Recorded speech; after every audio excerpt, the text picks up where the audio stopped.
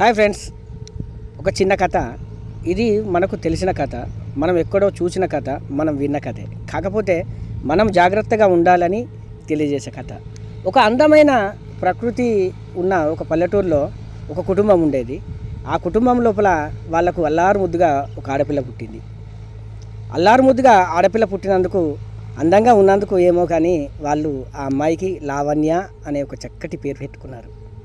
అమ్మాయి పెద్దగా అవుతుంది. అయితే అందరు తల్లిదండ్రులు ఏం చేస్తారంటే అడిగితే తీసుకువచ్చి ఇస్తారు, కానీ ఇక్కడ వీళ్ళ తల్లిదండ్రులు అడగక ముందే అన్నీ తీసుకొచ్చి ఆ అమ్మాయికి సమకూర్చేవారు.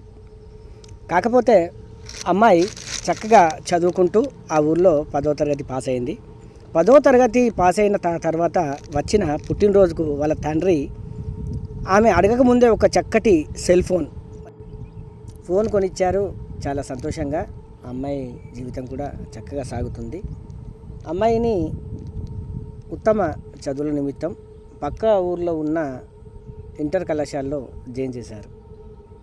చక్కగా ఆనందంగా ఆ కుటుంబం సాగుతుంది. అలాగే అమ్మాయి కూడా ఆ సెల్ ఫోన్ రోజు కాలేజీకి తీసుకుపోకుండా ఇంటి దగ్గర ఉంచి తన చదువును కొనసాగిస్తుంది.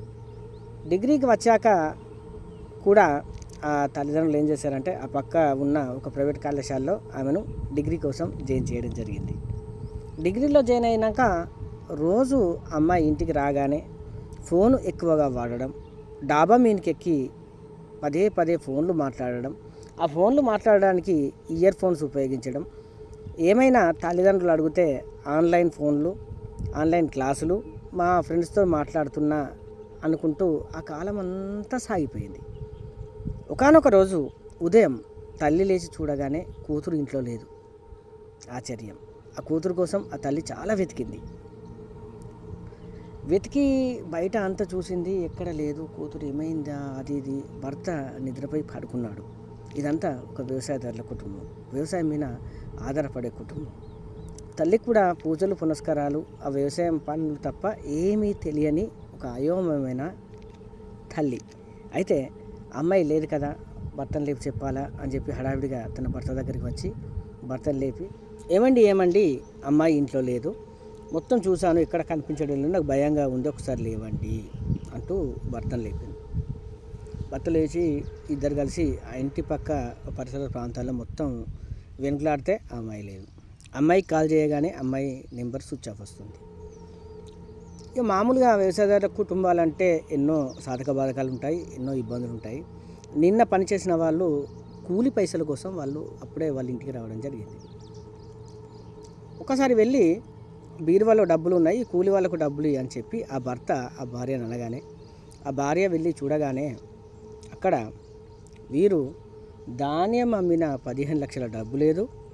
ఈ అమ్మాయి వాళ్ళ తల్లి ఒంటిపైన ఉండే ఆమె సమకూర్చుకున్న 20 తులాల బంగారం లేదు. ఆశ్చర్యం. బంగారం ఏమైంది, డబ్బు ఏమైంది, అమ్మాయి ఏమైంది? అయితే మీకేమర్థమైందో ఈ కథ విన్నాక నాకు కామెంట్ చేయండి.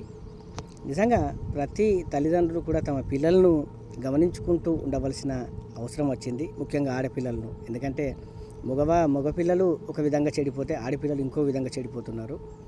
మీకు ఈ కథ విన్నాక తెలిసిన మీ అభిప్రాయాన్ని నా కామెంట్ రూపంలో తెలియజేయండి. ఇంకా ఇలాంటి నీతిని, ధైర్యాన్ని, అపనమ్మకాన్ని అందరికీ చెప్పే కథలతో మీ ముందుకు వస్తాను. మీలో ఒక్కడు మీ దూడపాక శ్రీధర్.